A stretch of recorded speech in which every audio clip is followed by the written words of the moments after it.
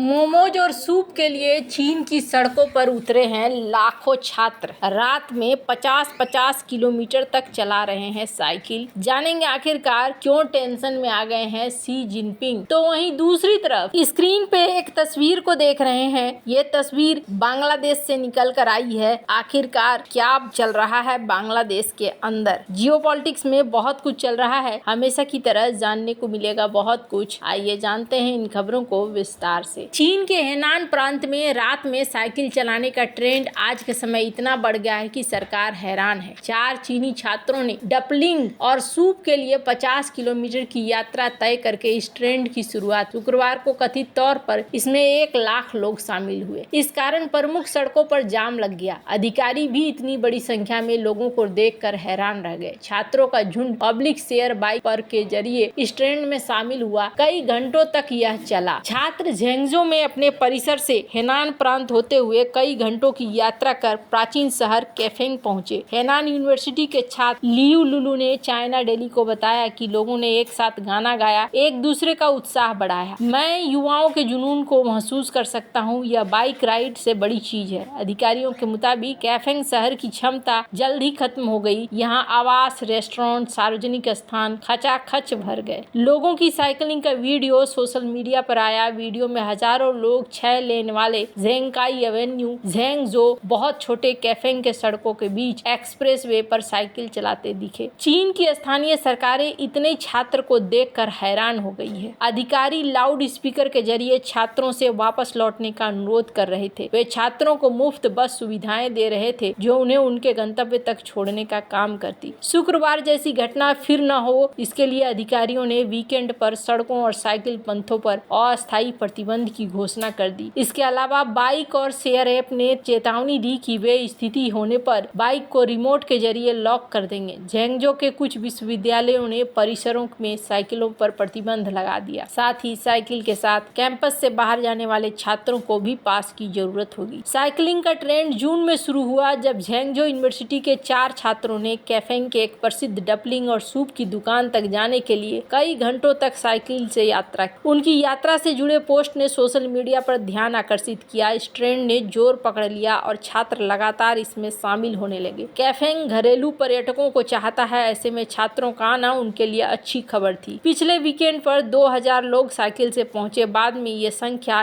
1 से 2 लाख तक पहुंच गई और यही वजह है कि चाइना में एक तरीके से माहौल बन गया कि चाइना को आखिरकार यहाँ अपने अधिकारियों को उतारना पड़ा। ये चाइना के लिए एक अच्छा संदेश नहीं भी है। इसलिए संदेश नहीं है कि यहाँ पर सबसे बड़ी चीज चाइना के लिए ये है। अब यहाँ पर कहा जा रहा है बांग्लादेश में भी एक अलग स्थिति पैदा हुई है। बांग्लादेश में बीते 2 दशक से पीएम रही शेख हसीना ने विरोध प्रदर्शन के बाद 5 अगस्त को देश छोड़ दिया था। इसके बाद नोबेल पुरस्कार विजेता मोहम्मद यूनुस को बांग्लादेश की अंतरिम सरकार का नेतृत्व करने के लिए चुना गया था। यूनुस की सरकार में अवामी लीग के अलावा सभी दल शामिल हुए और उनको अपना समर्थन भी दिया। यूनुस ने भी देश की स्थिति बेहतर होने के बाद चुनाव कराने और सत्ता ट्रांसफर का वादा किया था। हालांकि अब हसीना सरकार के समय मुख्य विपक्षी दल रहे बीएनपी को चुनाव में देरी का डर सताने लगा है। बीएनपी ने यूनुस को चुनाव कराने का दावा याद दिलाते हुए उसे पूरा करने को कहा। फर्स्ट पोस्ट की रिपोर्ट के अनुसार खालिदा जिया की बांग्लादेश नेशनल पार्टी को चुनाव लंबे समय तक टाले जाने का अंदेशा है। पार्टी की ओर से कहा जा रहा है कि मोहम्मद यूनुस के नेतृत्व वाली अंतरिम सरकार चुनाव कराने के मूड में नहीं लग रही है। बीएनपी नेता हफीजुद्दीन अहमद ने सख्त लहजे में कहा कि मौजूदा सरकार का काम यही है कि निष्पक्ष चुनाव कराए और जीते हुए दल को सत्ता सौंप दे, लेकिन ऐसा लगता नहीं है। वह 20 साल तक सत्ता में बने रहना चाहते हैं। बीएनपी नेता अहमद ने इलेक्शन में देरी पर यूनुस सरकार को चेताते हुए देश में तेजी से राजनीतिक सुधार लाते हुए जल्द से जल्द चुनाव कराने के लिए कहा है। अहमद ने यह भी कहा कि चुनाव होने पर लोग शेख हसीना की पार्टी अवामी लीग के लोगों को इलेक्शन में न उतरने दें। उन्होंने कहा कि हसीना की सरकार फांसीवादी थी जिसने पुलिस समेत देश की सभी संस्थाओं को नष्ट कर दिया। अवामी लीग ने पुलिस को लोगों की जान लेने वाला हत्यारा बल बना दिया था। बांग्लादेश में चुनाव कब होंगे, कब अस्थायी सरकार आएगी, इस पर अभी कुछ भी तय नहीं है। टाइम्स ऑफ इंडिया की एक रिपोर्ट के अनुसार मोहम्मद यूनुस के ऑफिस के प्रेस सचिव शफीकुल आलम ने कहा है कि चुनाव की कोई समय सीमा तय नहीं की गई है। उन्होंने कहा कि यूनुस के नेतृत्व वाली सरकार तभी चुनाव की तारीखों की घोषणा करने की की स्थिति में होगी जब सुधारों का सुझाव देने के लिए नियुक्त आयोग 31 दिसंबर 2024 को अपना रिपोर्ट देंगे। आलम ने कहा कि निश्चित रूप से चुनाव 2 साल से कम में हो जाएंगे, पर अभी यहाँ पर कुछ ऐसा दिख नहीं रहा। वैसे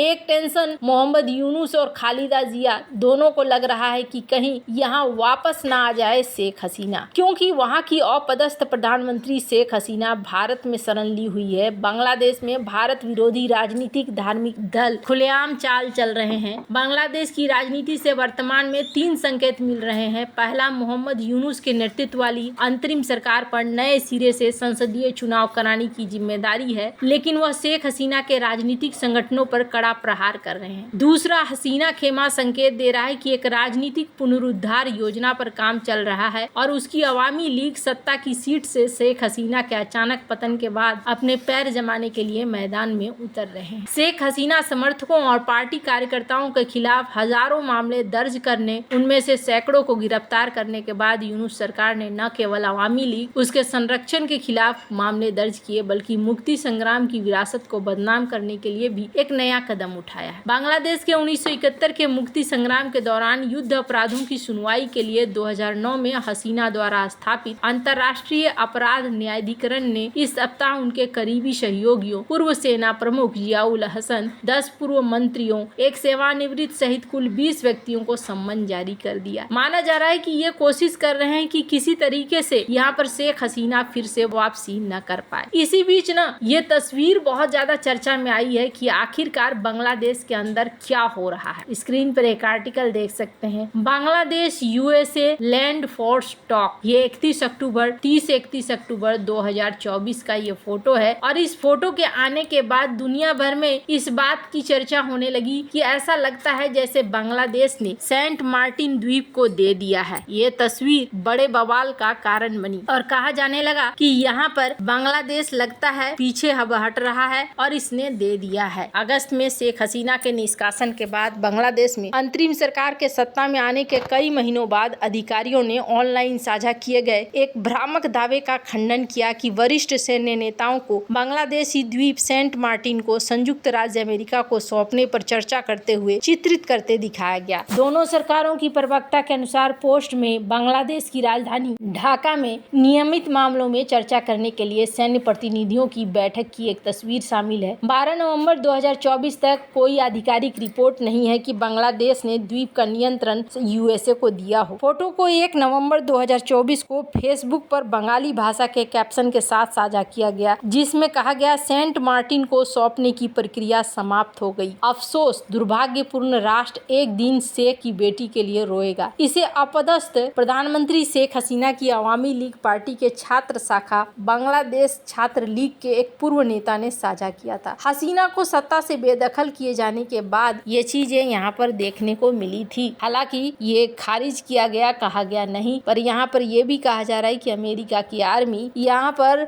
लोगों को, बांग्लादेश की आर्मी को बहुत कुछ सिखा रही है, किस तरीके से आतंकियों से निपटते हैं और भी कई मामलों को। वैसे आपको क्या लगता है इन सब मामले में, आपकी क्या राय है, कमेंट कर जरूर बताएं। जल्द मिलते हैं अगले वीडियो में नई खबर के साथ।